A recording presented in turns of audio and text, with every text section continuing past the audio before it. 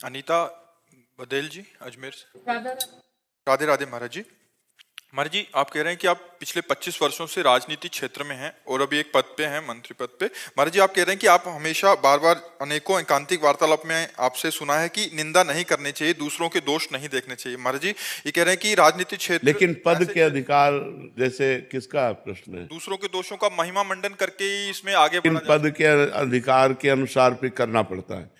जैसे दूसरों को दंड नहीं देना चाहिए, लेकिन अब वो पुलिस में है, अब वो आर्मी में है, अब वो चोर आया, निषिद्ध कर्म करने वाला आया, हिंसक आया, अपराधी आया, तो उसके साथ व्यवहार तो उनको प्रतिकूल करना पड़ेगा, क्योंकि उनका कर्तव्य है, ये उनका धर्म है। ना कि वो उसको दंड दे रहे हैं, उसको दंड नहीं दे रहे, वो धर्म का पालन कर रहे हैं, अपने कर्तव्य का पालन कर रहे हैं। पापात्मा, अधर्मी, अन्यायी को दंड देना ये धर्म है, और निर्दोष सत्य पर चलने वाले का सहयोग करना धर्म है। तो जैसे आप राजनेता हैं तो अपने पक्ष को पुष्ट करना पड़ेगा, क्योंकि अगर ऐसा नहीं करते तो आपकी विजय श्री कैसे होगी।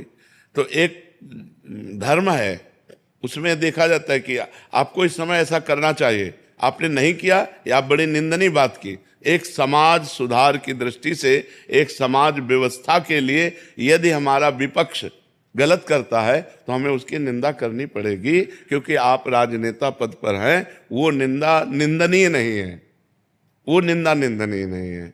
जैसे कोई पदाधिकारी है, कोई अपने बड़े पद पर बैठा है और वो सही निर्णय नहीं कर रहा है और आप उसके विपक्ष में हैं, तो निंदा तो करनी पड़ेगी।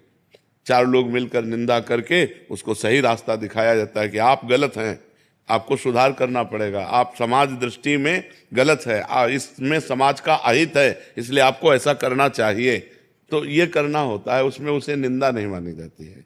जी। गरिमा जी भावनगर से। महाराज जी, आपके चरणों में कोटि कोटि प्रणाम।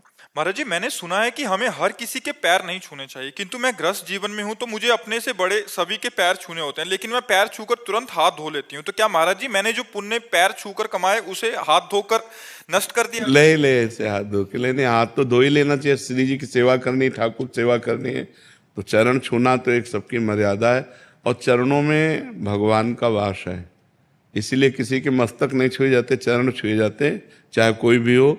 चरणों में भगवान, हमारे सब अंगों में देवताओं का वास है। जैसे हाथों में देवराज इंद्र का वास है, ऐसे अलग अलग सब जगह तो चरणों में विष्णु का वास है। इसलिए हम भगवत भाव से जब छुए, किसी के भी छुए तो भगवत भाव से छुए।